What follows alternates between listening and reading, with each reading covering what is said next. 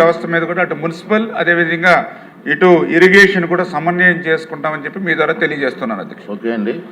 Question number 1140 ఇంధన శాఖ మంత్రి గారు. స్పీకర్ సార్, మొదటి ప్రశ్నకి సమాధానం గోపాలపురం అసెంబ్లీ కాన్స్టిట్యున్సీలో ఫస్ట్ సర్వ్ లాగా అగ్రికల్చర్ ఏజెల్స్ కనెక్షన్స్ జారీ చేయడం జరుగుతుంది సార్. ఈ క్వశ్చన్ అడిగే నాటికి 98 విద్యుత్ ట్రాన్స్ఫార్మర్లను జారీ చేయడం అయింది. మరొక 229 విద్యుత్ అగ్రికల్చర్ కనెక్షన్స్ ఇంకా ఇవ్వాల్సి ఉంది సార్.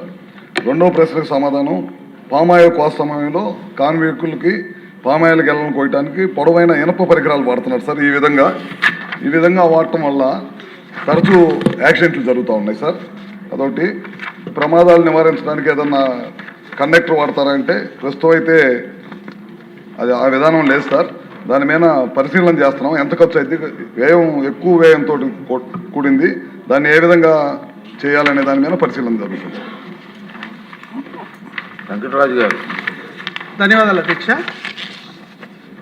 అధ్యక్ష. మా గోపాలపురం నియోజకవర్గంలో రైతులకు సంబంధించి ట్రాన్స్ఫార్మర్లు ఇప్పటి వరకున్న లెక్కల ప్రకారం అధ్యక్ష 25 kVA 172 ట్రాన్స్ఫార్మర్లు, 63 kVA 83 ట్రాన్స్ఫార్మర్లు, మొత్తంగా 255 ట్రాన్స్ఫార్మర్లు ఇంకా ఇవ్వాల్సి ఉన్నది అధ్యక్ష. ఇచ్చిన వాటికి ధన్యవాదాలు తెలియజేసుకుంటూ, అదేవిధంగా గౌరవ మంత్రి గారు చెప్పిన సమాధానం ప్రకారం పామాయిల్ రైతులకు ఏదైతే విద్యుత్ ఘాతకానికి గురవుతున్నారో అధ్యక్ష, ప్రధానంగా ఇవి పరికరాలది ఒకటైతే అధ్యక్ష, రెండవది ఈ పామాయిల్ మనం విస్తరించాలని ప్రభుత్వం అనేక పథకాల ద్వారా, ఎందుకంటే దేశీయ అవసరతలో 30% మాత్రమే మనం పామాయిల్ పండిస్తున్నాం అధ్యక్ష. ఇంకా 70% విదేశాల నుంచి దిగుమతి చేసుకున్న సందర్భంలో మనమే విస్తరించడానికి అనేక రకాలుగా ప్రభుత్వం ప్రోత్సాహకాలు ఇస్తున్న సందర్భంలో ఈ విద్యుత్ లైన్లు కూడా విస్తరించిన వాటిని షిఫ్ట్ చేయడానికి కూడా రైతులకి ఎడిషనల్ ఛార్జెస్ కూడా అప్లై చేస్తున్నారు అధ్యక్ష. ఆ షిఫ్టింగ్ టైంలో ఎడిషనల్ ఛార్జెస్ కనుక విద్యుత్ శాఖ వారు తగ్గించగలిగితే రైతులకు ఉపశమనం ఉంటుంది. అదేవిధంగా కవర్డ్ కండక్టర్స్ కనుక ఇవ్వగలిగితే మరింత మేలు ఉంటుంది. బట్ అది ఖర్చుతో కూడుకున్న పని కాబట్టి కొంత రైతులు భరించినా కొంత ప్రభుత్వం కూడా సబ్సిడీ ఇచ్చేలాగుంటే కవర్డ్ కండక్టర్స్ కూడా వస్తే ఇంకా బాగుంటుంది అధ్యక్ష. మూడోది అధ్యక్ష, ఏదైతే ఇళ్ల మధ్యన ఉన్న విద్యుత్ లైన్లు చాలామంది పేదవాళ్ళ షిఫ్టింగ్ ఛార్జెస్ పెట్టుకోలేని పరిస్థితులు, ఒకటి గ్రామాలు విస్తరించడం వల్ల విద్యుత్ లైన్లు కొంచెం అడ్డుగా ఉండడం, అట్లా చాలామంది విద్యుత్ ఘాతకానికి గురై చాలామంది మరణించడం జరుగుతుంది అధ్యక్ష.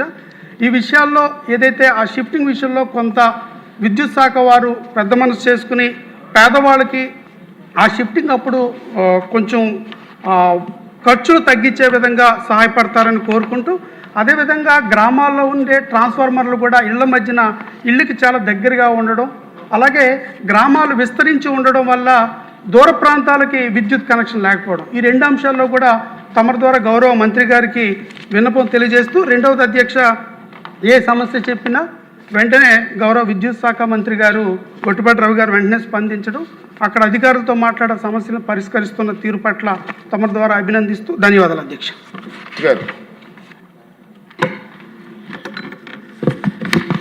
సార్, ఎమ్మెల్యే గారు విద్యుత్ ట్రాన్స్ఫారాలు అదేవిధంగా పామాయిల్ తోటల్లో ఉన్న లైన్స్ వల్ల యాక్సిడెంట్ల గురించి కూడా చెప్పడం జరిగింది సార్. విద్యుత్ ట్రాన్స్ఫారాలు మిగతాది ఏదైతే ఉన్నాయో ఇప్పుడు వ్యవసాయ సీజన్ ఉంది కాబట్టి ఇవ్వలేకపోయాము. ఇప్పటి నుంచి బిగిన్ చేసి మిగతా 229 ఉన్నాయో అవన్నీ కూడా తొందరలోనే కంప్లీట్ చేస్తాం సార్. ఈ ప్రభుత్వం దాదాపు 13,722 కోట్ల రూపాయలు ఖర్చు పెడుతుంది సార్ అగ్రికల్చర్కి సంబంధించి, ఉచిత విద్యుత్కు సంబంధించి సార్. ఈ సంవత్సరం అయితే దాదాపు రాష్ట్రం మొత్తం మీద 1,10,000 పైన కనెక్షన్స్ అగ్రికల్చర్ కనెక్షన్స్ ఇచ్చాము. వీళ్ళ కాన్స్టిట్యున్సీలో కూడా దాదాపు ఇప్పటికే చాలా పెద్ద ఎత్తున కనెక్షన్స్ ఇచ్చాం. మిగతా అన్నింటిని కూడా తొందరలోనే కంప్లీట్ చేస్తామని చెప్పి చెప్తా ఉన్నాను. ఇంకా పలు సమస్యలు అడిగారు, విద్యుత్ లైన్లు షిఫ్టింగ్ అడిగారు, అది చాలా ఖర్చుతో కూడింది.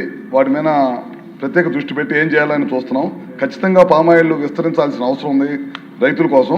అవన్నిటికి కూడా ఏమేమి కార్యక్రమాలు చేయాలో అన్నీ కూడా తప్పకుండా చేస్తాం. మేము అడిగేది ఏంటంటే కొంత అవగాహన కల్పించి మన ఎమ్మెల్యేలు కానీ ఎక్కడైతే పామాయిల్ పాయింట్లు ఉన్నాయో అవగాహన కల్పించి కొద్దిగా ఈ టైప్ ఆఫ్ పోల్స్ వాడమంటున్నాం సార్. మనం కట్ చేసేటప్పుడు అందరూ కూడా ఇనపై వాడటం వల్ల కొద్దిగా జాగ్రత్తలు తీసుకుపోవటం వల్ల విపరీతమైన యాక్సిడెంట్స్ జరిగి కూలీలు చనిపోతూ ఉన్నారు. మనం ఏమడుగుతున్నామంటే కవర్డ్ ఫైబర్ రీఇన్ఫోర్స్డ్ ప్లాస్టిక్ అని ఇప్పుడు వచ్చినాయి సార్. అది ఒక్కోటి 5,000 నుంచి 4,000 నుంచి 5,000 ఉంటుంది. వీటిని రైతులు కనుక రైతు కూలీలకు అందజేసి వాటి ద్వారా పని చేపిస్తే కనుక చాలా వరకు యాక్సిడెంట్స్ తెచ్చిపోతాయి. వీటిని వాడమని చెప్పి పలుసార్లు రిక్వెస్ట్ చేసినాం. అదేవిధంగా మనకు పవర్ లైన్స్ ఇళ్ల మీద నుంచి వెళ్తున్నాయని చెప్పారు. వాటి మీద దృష్టి పెట్టాం. కొన్నిసార్ల మన ఫండ్స్ అవైలబిలిటీని బట్టి దాని తర్వాత ఒకటి చేసుకుంటూ వెళ్తున్నాం. చాలా పెద్ద ఎత్తున ఉంది సార్. గతంలో పవర్ లైన్స్ కిందకి వెళ్ళి ఇల్లు కట్టుకుంటా ఉన్నారు. వాటి వల్ల ఈ ప్రమాదాలు ఎక్కువగా జరుగుతున్నాయి. అట్లానే వ్యవసాయ పామాయిల్ తోటలు వేసేటప్పుడు కూడా పవర్ లైన్స్ ఉన్న చోట ఒక లైన్ వదిలిపెట్టకుండా అవి కూడా వేసిన తర్వాత దాదాపు చెట్లు ఒక 10 మీటర్లు పెరిగిన తర్వాత యాక్సిడెంట్స్ అయ్యి ఆ గలలకు వచ్చినప్పుడు యాక్సిడెంట్స్ అయ్యి చాలా మంది చనిపోతున్నారు. అట్లానే ట్రాన్స్ఫారాలు కొన్ని చోట్ల తక్కువ హైట్లో ఉన్నాయి. వాటి వల్ల యాక్సిడెంట్స్ జరుగుతున్నాయి అంటున్నారు. వాటి కనుక సంబంధించి ఏదన్నా ప్రత్యేకం ఉంటే కనుక మా దృష్టికి తీసుకొస్తే కనుక ఇమీడియట్గా వాటిని సరిచేసి యాక్సిడెంట్స్ జరగకుండా నివారించడానికి ఈ ప్రభుత్వం చర్యలు తీసుకుంటుంది సార్. ఓకే అండి. Question number 1451 education minister. అధ్యక్ష, మొదటి